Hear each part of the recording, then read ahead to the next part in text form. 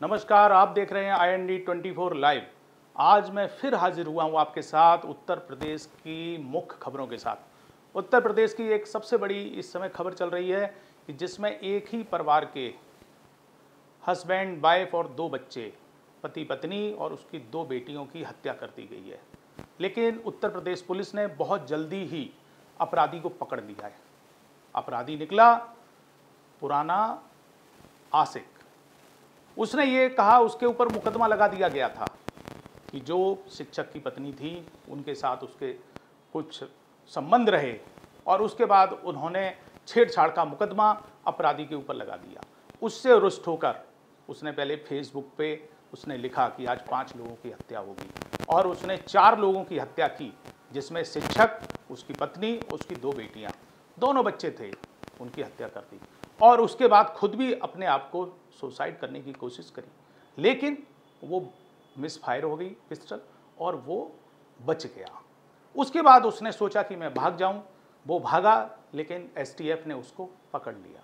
बाद में पता चला है कि जब पिस्टल की बरामदी के लिए उसको ले जाया गया तो उत्तर प्रदेश पुलिस की जो कार्यशैली है कि टांग में गोली जरूर लगती है, तो उन्होंने उसके टांग में गोली मार दी। ये तो था अमेठी की बड़ी खबर, जहाँ पे 4 लोगों की, मासूम लोगों की हत्या हुई थी और उसके ऊपर राजनीति भी बहुत हुई, क्योंकि राहुल गांधी का पड़ोस का, पुराना राहुल गांधी का वो लोकसभा क्षेत्र है जहाँ से कांग्रेस के सांसद KL शर्मा इसमें वहाँ से सांसद हैं, उन्होंने स्मृति ईरानी को हराया।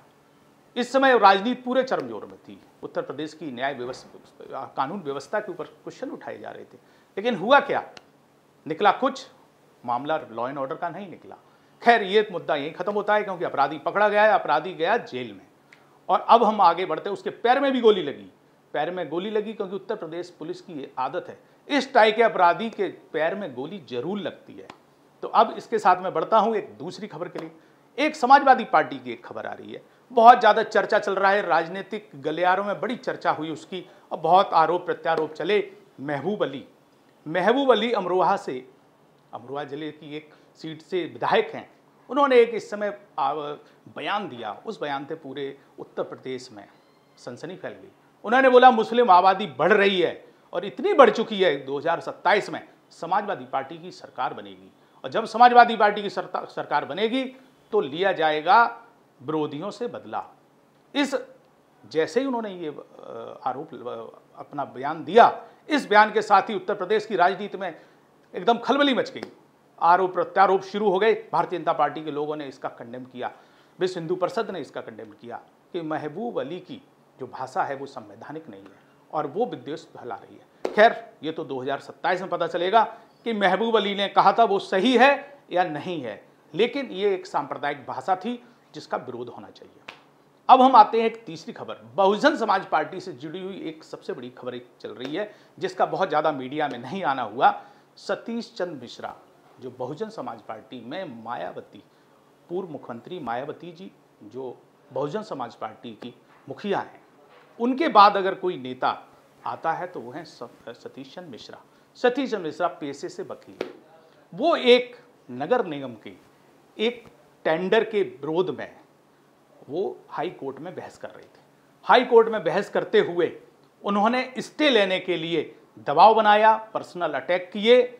उन्होंने ये भी अपना दबाव बनाने के लिए उन्होंने जजों पे आरोप लगाने शुरू किए, जिसके एवज में संगीता चंद्रा और ब्रजराज सिंह, इनकी पीठ ने एक अवमानना नोटिस जारी कर दिया सतीश चंद्र मिश्रा के खिलाफ। उन्होंने कहा कि सतीश चंद्र मिश्रा एक अपराधपूर्ण तरीके से वहाँ पे व्यवहार कर रहे थे। अवमानना का नोटिस जारी हो गया।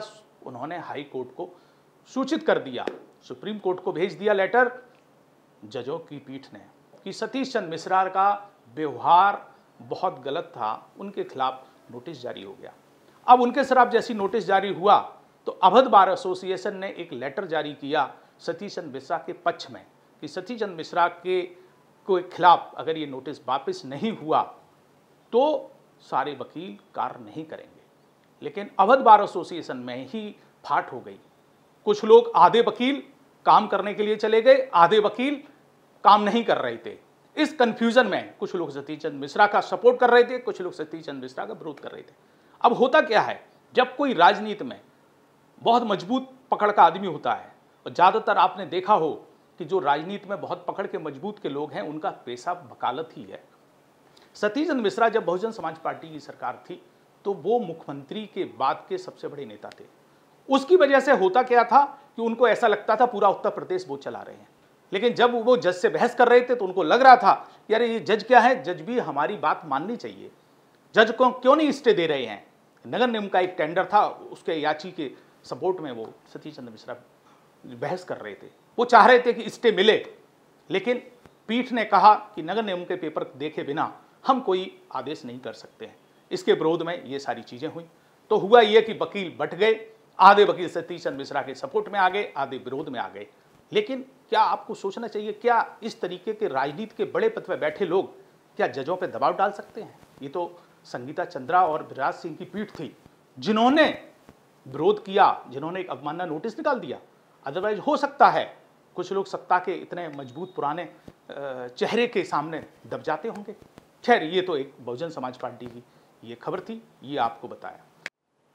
इसी के साथ आप जुड़े रहिए IND24 लाइव के साथ। नेक्स्ट टाइम मिलूंगा अगले नए मुद्दे के साथ। जय हिंद, जय भारत।